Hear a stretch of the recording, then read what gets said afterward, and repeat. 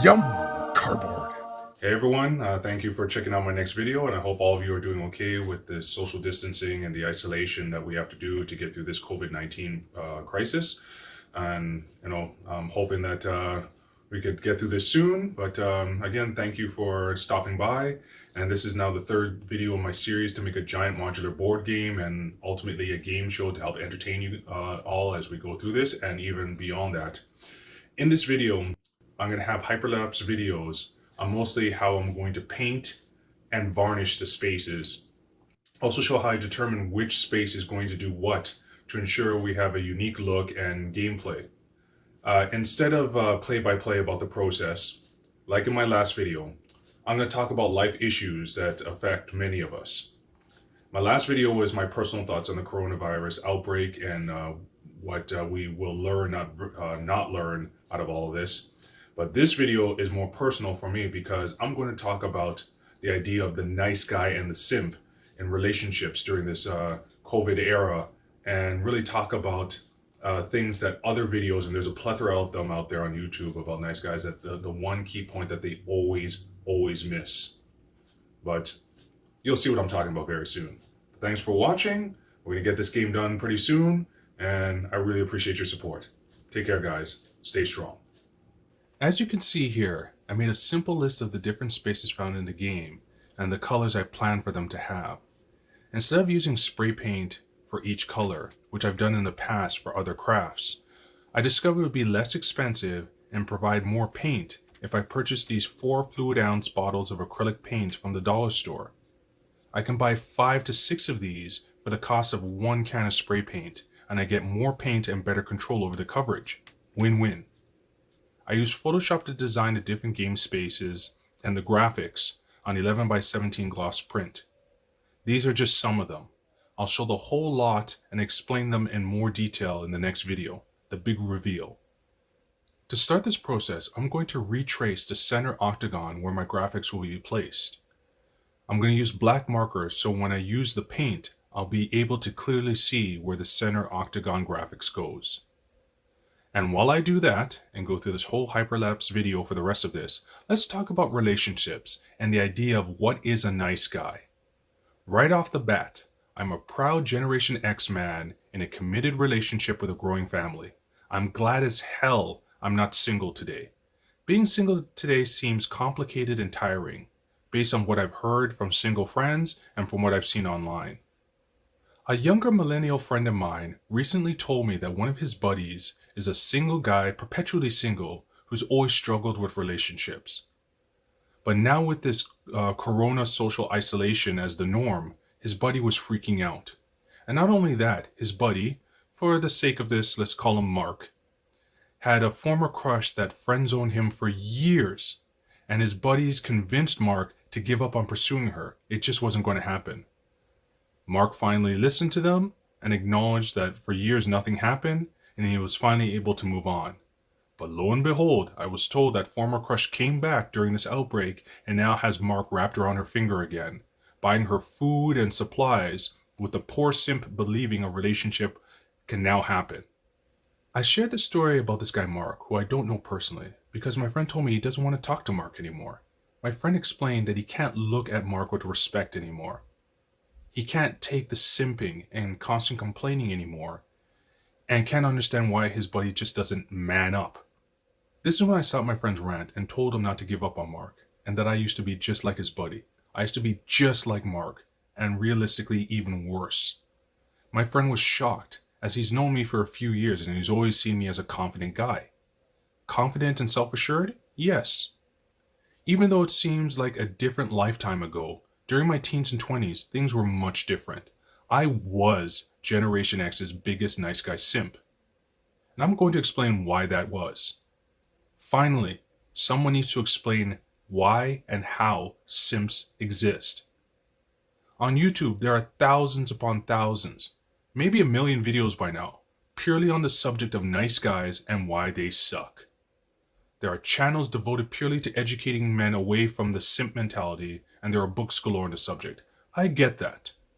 There are some great channels I've seen that I believe are helpful to men and address our underappreciated issues of self-esteem and loneliness. My favorite two are Better Bachelor and Alexander Grace. Two average guys speaking truth about men's issues in a compassionate and yet blunt way. There are many other good channels out there too. I'm sure you can list them. There's the MGTOW movement, men going their own way. A movement of men who still like women, but are tired of dating games and feel self-improvement is more important than trying to get a girlfriend.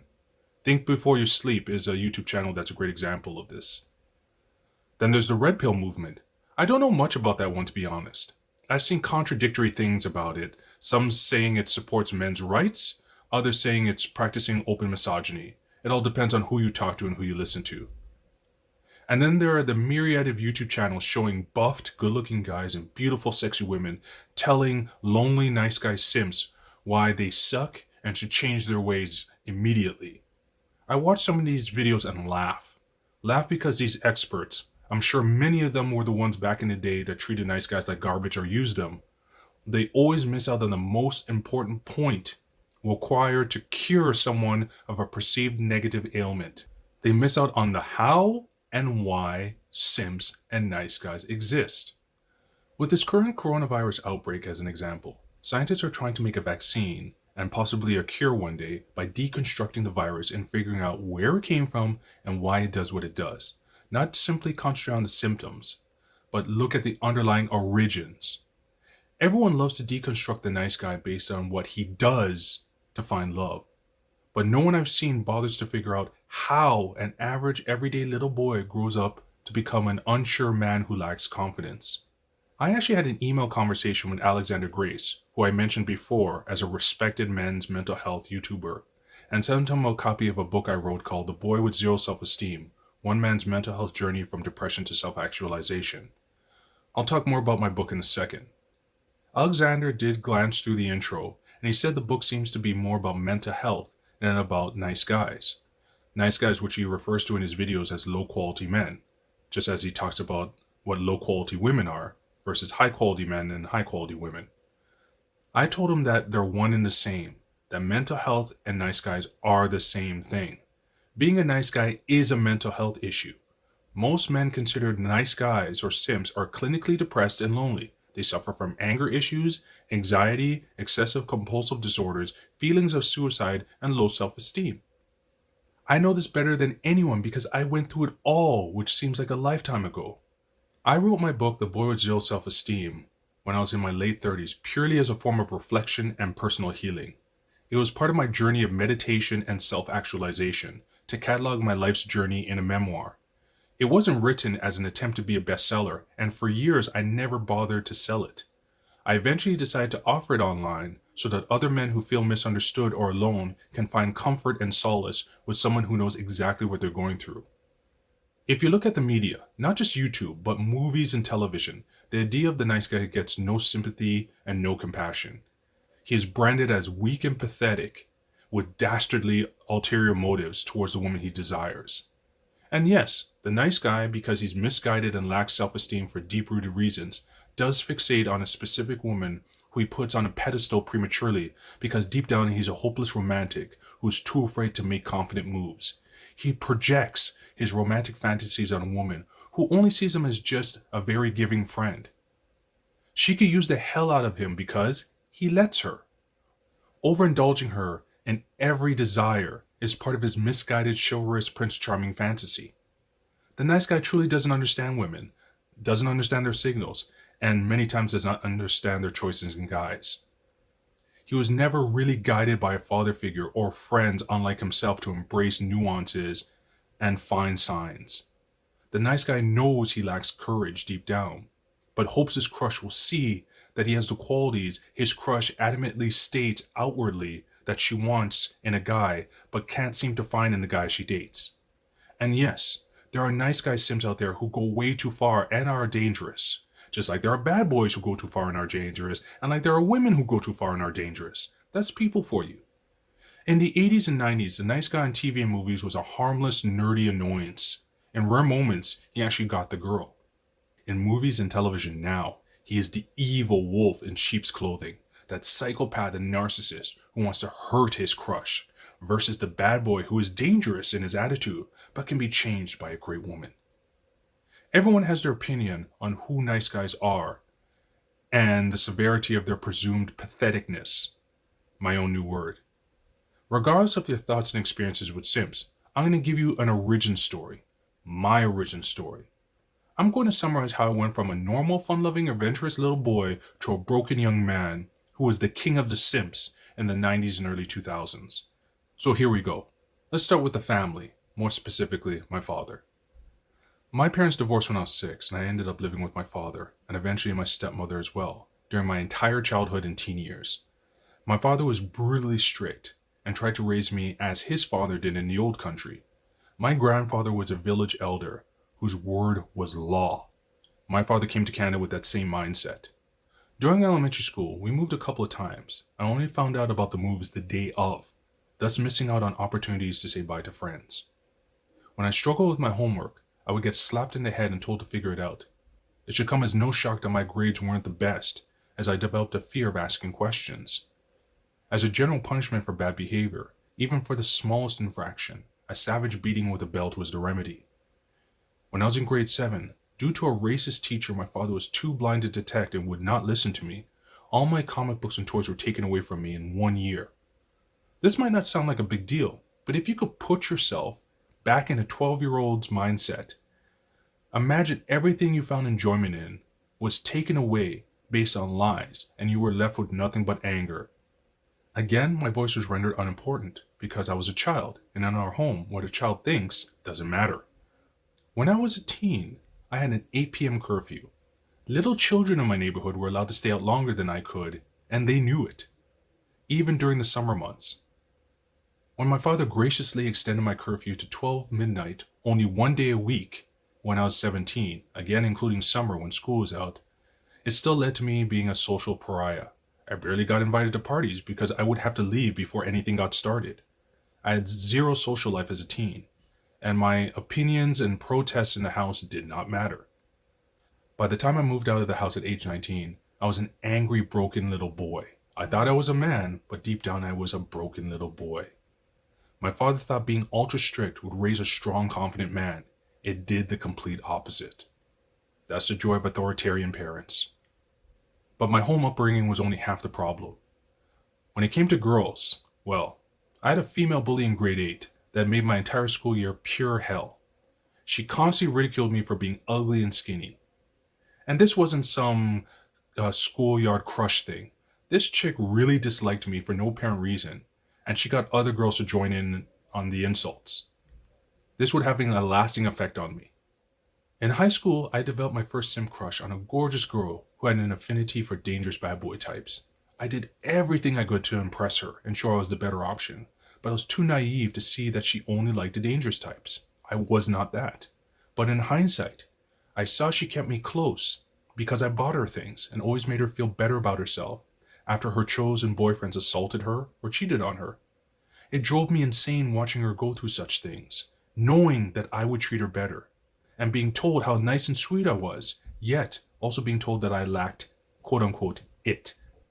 When I switched high schools, due to my father's lack of information on the last move we did, and I had to go to a school way, way too far from our home, I ended up in a quasi-relationship with one of the most beautiful and brilliant girls in my new high school. She's the one who pursued me, which was a confidence booster for sure. But we only held hands in school, and she flat out refused to kiss me. The relationship felt more like a fake show in public, as she rarely wanted to spend time with me outside the school. But inside the school, it was like a beautiful soap opera. Nothing about my so-called girlfriend felt real, and eventually I was dumped after having my first emotional breakdown at a house party we were both at.